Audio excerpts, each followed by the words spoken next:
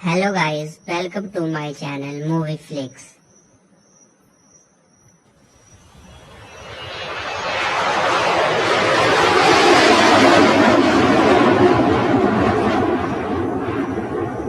रख देता हूँ। कहता मुझे बहुत भूख लगी है, मेरा पेट गुड़गुड़ कर रहा है। और सोफिया को लगता है कि अब ये उसे खा जाएगा। और तभी वहाँ पर सोफिया को और भी दैत्यों के हंसने की आवाज़ें आती है। सोफिया उस दैत्य से पूछती है कि यहाँ पर और भी दैत्य हैं। वो कहता है कि हाँ, यहाँ पर और भी कई सारे दैत्य हैं और वो सब बहुत खतरनाक है। कोई इंसानों को कच्चा चबा जाता है, कोई बच्चों को निकल जाता है, कोई खून पी जाता है और कोई खाल खींच लेता है। सोफिया इस बात से डर जाती है। वो पूछती है क्या आप भी मुझे खाने वाले हैं? वो कहता है कि नहीं, मैं इंसानों को खा जाऊँ ऐसा हो ही नहीं सकता। दरअसल ये एक शाकाहारी दैत्य होता है जो इंसानों को नहीं खाता, बल्कि एक खास तरह की सब्जी जिसे कक्कड़ भुजा कहा जाता है उसे खाता है, जो स्वाद में बिल्कुल भी अच्छी नहीं होती। लेकिन ये इंसानों को नहीं खाना चाहता, मांस नहीं खाना चाहता, इसीलिए वो खाकर अपनी जिंदगी का गुजारा करता है। सोफिया से पूछते तुम मुझे यहाँ पर क्यों लेकर आए? वो दैत्य बताता है दरअसल तुमने मुझे देख लिया था और तुम चिल्लाकर शोर मचाकर सबको बता देती और उसके बाद इंसान मुझे पकड़ लेते और साथ ही साथ इस दैत्य देश में भी आ जाते और यहाँ पर जितने भी दैत्य हैं उन सबको मार देते। इसीलिए मुझे तुम्हें यहाँ पर लाना पड़ा और अब तुम अपनी पूरी जिंदगी यहीं पर बिताओगी। सोफिया कहती कि नहीं, मैं यहाँ से भाग जाऊंगी।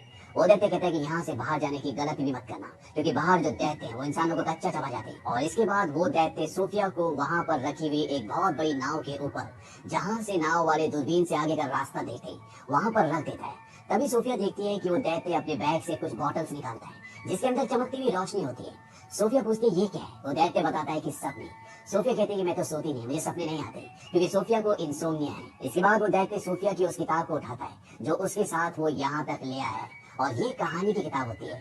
अब ये दैत्य उस कहानी को पढ़ना शुरू करता है और सोफिया को नींद आ जाती है। और इसके बाद वो दैत्य जो वहाँ पर कुर्सी के ऊपर बैठा होता है वो वहाँ से एक दूसरी जगह जाता है और वहाँ से वो एक बोतल के अंदर से एक चमकती हुई रोशनी निकालता है और तभी सोफिया की आंखें खुल जाती हैं और वो देखती है कि वो दैत्य नीचे नाव में सो रहा होता है। और सोफिया इसी मौके का फायदा उठाकर उस गुफा से उस घर से बाहर निकल जाती है और जब वो भाग रही होती है तभी वो देखती है कि उसके सामने एक बहुत विशाल दैत्य है जो उस दैत्य से कई विशाल है, जो उसे यहाँ पकड़ कर लेकर आए और वो दैत्य उसे पकड़ लेता है। सोफिया जोर से चिल्लाती है लेकिन इस बात का उस दैत्य पर कोई भी असर नहीं पड़ता और वो सोफिया को जिंदा निकल जाता है। और तभी सोफिया की आंखें खुलती हैं। दरअसल ये एक सपना होता है और सोफिया देखती है कि वो दैत्य सामने कुर्सी पर बैठा होता है। सोफिया कहती है कि ये तुमने किया क्योंकि मुझे सपने नहीं आते और ये सपना बहुत ही भयानक था। वो दैत्य कहते हैं कि ऐसा करना जरूरी था, तुम्हें ये दृश्य दिखाना जरूरी था ताकि तुम यहाँ से कभी भी बाहर ना जाओ। वो दैत्य उसे बताता है कि यहाँ पर जो बाकी के दैत्य हैं मैं उनके सामने मूंगफली के बराबर हूँ, बहुत ही विशाल है, वो इंसानों को खा जाते हैं। और जब ये दोनों बातें कर रहे होते हैं तभी वहाँ पर एक बहुत विशाल दैत्य आ जाता है और वो उस दैत्य को जो सोफिया को यहाँ पर पकड़ कर लेके आया है उसे कहता है तो किससे बात कर रहा है? रंट। रंट यानी कि चिरकुट।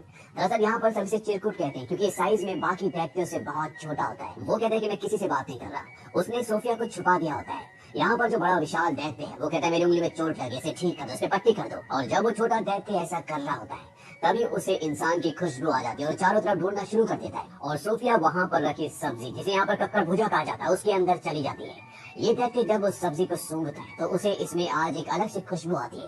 दरअसल ये सब्जियां नहीं खाते लेकिन इसके अंदर सोफिया इंसान है, इसीलिए इसके अंदर इसे एक अलग सी महक आती है और ये उसे खाने वाला होता है। तभी वो दैत्य जो सोफिया को यहाँ पर लेकर आया वो देख लेता है कि सोफिया उस सब्जी के अंदर है और वो उस दैत्य के हाथ पर लटक जाता है। वो उसे कहता है तो शायद भूल गया, तुझे सब्जियों से चिढ़ है। और वो दैत्य उस सब्जी को नीचे फेंक देता है, कहता है हाँ मुझे सब्जियों से चिढ़ है। और इसके बाद वो वहाँ से निकल जाता है। अब वो दैत्य जो सोफिया को यहाँ पर पकड़ कर लेकर आया वो कहीं जा रहा होता है और तभी सोफिया से पूछती है कि आप कहाँ जा रहे हो? वो कहता है कि मैं काम पर जा रहा हूँ। सोफिया उससे पूछना चाहती है कि वो क्या काम करता है लेकिन वो उसे नहीं बताना चाहता। लेकिन सोफिया के जिद करने पर वो कह देता है कि मैं सपनों को पकड़ने के लिए जा रहा हूँ। सोफिया कहती है कि मैं भी आपके साथ चलूंगी, लेकिन वो सोफिया को अपने साथ नहीं ले जाना चाहता क्योंकि बाहर जो दैत्य सो रहे हैं अगर वो उठ गए और सोफिया को देख लिया तो सोफिया को जिंदा खा जाएंगे, इसीलिए वो ये रिस्क नहीं लेना चाहता। लेकिन जब सोफिया बहुत ज्यादा जिद करती है तो वो सोफिया को अपने साथ ले जाने के लिए तैयार हो जाता है क्योंकि बाहर सभी दैत्य सो रहे होते हैं और ये दोनों चुपके से उन्हें पार करना चाहते हैं। लेकिन तभी उन दैत्यों की आंखें खुल जाती हैं और वो उसे बोलते हैं कि चिरकुट तुम कहाँ जा रहे हो? वो कहता है कि मैं अपने काम पर जा रहा हूँ। वो दैत्य कहते हैं कि हम नहीं चाहते कि तुम यहाँ से बाहर जाओ क्योंकि अगर लोगों को, इंसानों को इस जगह के बारे में पता चल जाएगा तो हमारी जान खतरे में पड़ सकती है। और इसके बाद वो सभी दैत्य इसे परेशान करना शुरू कर देते हैं। सोफिया मौका देखकर गाड़ी में छुप जाती है और तभी जो चिरकुट दैत्य होता है जिसे सारे मिलकर परेशान कर रहे होते हैं वो इन सबको आसमान की तरफ दिखाता है। वहाँ पर बहुत सारे बादल होते हैं और वो कहता है कि देखो बारिश होने वाली है। दरअसल इन सभी दैत्यों को पानी से डर लगता है, एक तरह की एलर्जी है। और तभी बारिश होना शुरू हो जाती है और ये सब के सब दैत्य अंदर अपनी जगहों पर छुप जाते हैं और मौका देखकर चिरकुट दैत्य और सोफिया यहाँ से निकल जाते हैं। वो ऊपर पहाड़ पे चढ़ना शुरू करते हैं और बादलों से भी ऊपर पहुंच जाते हैं। सोफिया कहती है कि यहाँ से तारे कितनी खूबसूरत दिखते हैं। वो दैत्य कहता है मैं इनका संगीत भी सुन सकता हूँ, मैं इस दुनिया की हर एक आवाज को सुन सकता हूँ, चीजों की बातें सुन सकता हूँ, पेड़ों की कहानियां सुन सकता हूँ, मेरे कान इस दुनिया में किसी भी चीज को सुन सकते हैं। सोफिया कहती है मुझे यकीन नहीं होता। वो जाइंट कहता है लेकिन ये सच है। इसके बाद वहाँ पर एक झील होती है और झील के अंदर एक बहुत बड़ा विशाल खूबसूरत पेड़ दिख रहा होता है और वो जाइंट वो दैत्य उस झील के अंदर कूद जाता है और उस पानी में झील में कूदने के बाद वो दूसरी तरफ पहुंच जाता है, मानो ये उस तरफ जाने का एक रास्ता हो। इसके बाद सोफिया भी कूदती है और वो भी उस तरफ पहुंच जाती है। ये सपनों का देश है और यहाँ पर जो पेड़ होता है उस पेड़ से ओस की बूंदों की तरह सपने टपकते हैं जिन्हें पकड़ने के लिए यहाँ पर ये दैत्य आया है। और सोफी और ये दैत्य दोनों बहुत सारे सपने पकड़ते हैं, लेकिन इन पेड़ों से सिर्फ अच्छे सपने ही नहीं टपकते बल्कि गंदे यानी कि बुरे सपने भी टपकते हैं। और इसके बाद ये दोनों सपने पकड़कर वापस जाने लगते हैं और अब ये दोनों एक दूसरे को अच्छे से जान गए, ये एक दूसरे को पसंद करते हैं। और वो दैत्य नन्ही सोफिया को बताता है कि यहाँ पर सब मुझे रॉन्ट यानी कि चिरकुट कहते हैं, लेकिन जिंदगी के एक मोड़ पर मुझे कोई ऐसा मिला था जो मुझे कहता था बिग फ्रेंडली जाइंट यानी कि बड़े फरिश्ते जी। और सोफिया कहती है कि आज से मैं भी आपको बिग फ्रेंडली जाइंट यानी कि BFG कहकर पुकारूंगी। अब ये सपने पकड़कर लंदन की गलियों में जाते हैं जहाँ पर बच्चे अपने घरों में सो रहे होते हैं और BFG उनकी नींद में बहुत अच्छे अच्छे सपने उन्हें देते हैं ताकि उनकी जिंदगी में उनके सपनों में उन्हें खुशियां मिले। दरअसल BFG एक अच्छा जाइंट है, इसीलिए वो सपनों के देश से अच्छे अच्छे सपने पकड़ कर लाता है और सोते हुए लोगों के दिमाग में उन सपनों को डाल देता है ताकि कम से कम वो उन सोते हुए लोगों की जिंदगी में खुशियां डाल सके। यहाँ पर सोफिया BFG से पूछती है सपनों के बारे में आपको क्या आपके माँ बाप ने बताया। वो कहता है कि दैत्यों के माँ बाप नहीं होते। इसके बाद सोफिया उससे उसकी उम्र पूछती है। वो कहता है कि जितनी उम्र इस धरती की है उतनी मेरी भी है। दरअसल जब से ये धरती बनी होती है तभी से दैत्य इस धरती पर होते हैं, लेकिन ये इंसानों से छुप कर रहते हैं और अब जब इनका काम यहाँ पर खत्म हो जाता है तो ये वापस दैत्य देश जाने वाले होते हैं। तभी सोफिया बोलती है कि मेरा कंबल कहाँ है। दरअसल उसका कंबल वहीं दैत्य देश में छूट गया होता है और इस बात से BFG परेशान हो जाता है। वो कहता है कि अब तुम्हें वापस नहीं जाना चाहिए। उन दैत्य को पता चल चुका होगा कि यहाँ पर कोई इंसान भी है। BFG से बताता है कि बहुत पहले मुझे तुम्हारी तरह एक नन्हा दोस्त मिला था, उसके दिल की आवाज भी उतनी खामोश थी जितनी तुम्हारी दिल की आवाज है, और फिर उसने मुझे देख लिया और मैं उसे दैत्य देश ले गया। उसी ने मुझे पढ़ना भी सिखाया और जो लाल जैकेट तुमने पहनी है ये भी उसी नन्हे दोस्त की है।